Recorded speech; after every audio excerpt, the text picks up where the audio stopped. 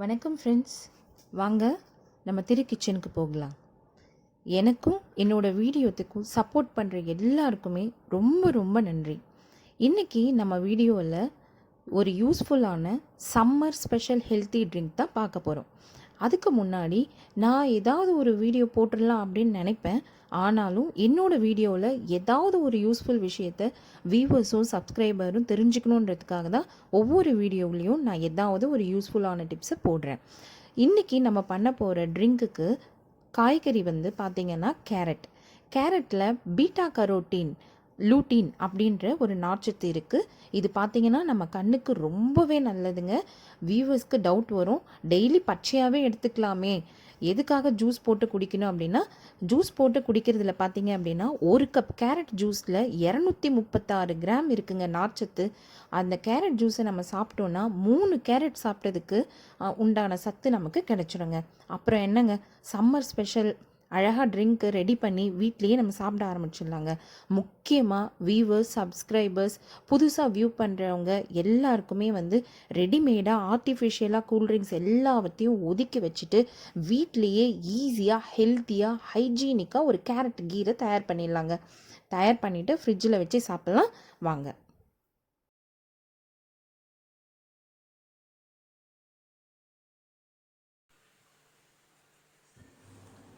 இப்போது கேரட் கீர் செய்கிறதுக்கு முதல்ல 2 கேரட்டை நறுக்கி குக்கரில் போட்டு வேக விட்டுடலாம்.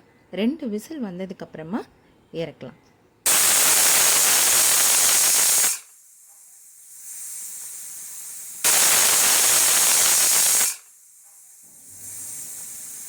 இப்போ விசில் வெந்தாச்சு. இப்போ பாருங்கள், வெந்தாச்சு. இப்போ இதை எடுத்து மிக்ஸி ஜாரில் ட்ரான்ஸ்ஃபர் பண்ணிடலாம். ஆற விட்டு ட்ரான்ஸ்ஃபர் பண்ணி அரைச்சிக்கோங்க. அரைச்ச உடனே பல்ப் பாருங்கள் இந்த மாதிரி வரும். இதை ஒரு பவுலில் நம்ம ட்ரான்ஸ்ஃபர் பண்ணிக்கலாம். பவுலில் ட்ரான்ஸ்ஃபர் பண்ணதுக்கப்புறமா நமக்கு தேவையான அளவுக்கான பால் ஆட் பண்ணிக்கலாம்.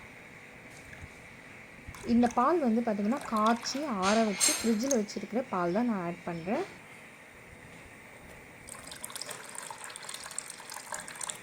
நல்லா ஆட் பண்ணிக்கோங்க.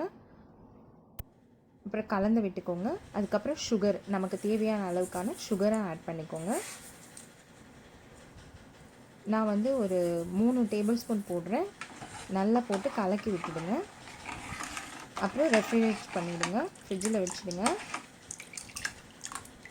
இப்போ சர்வ் பண்ணலாம்.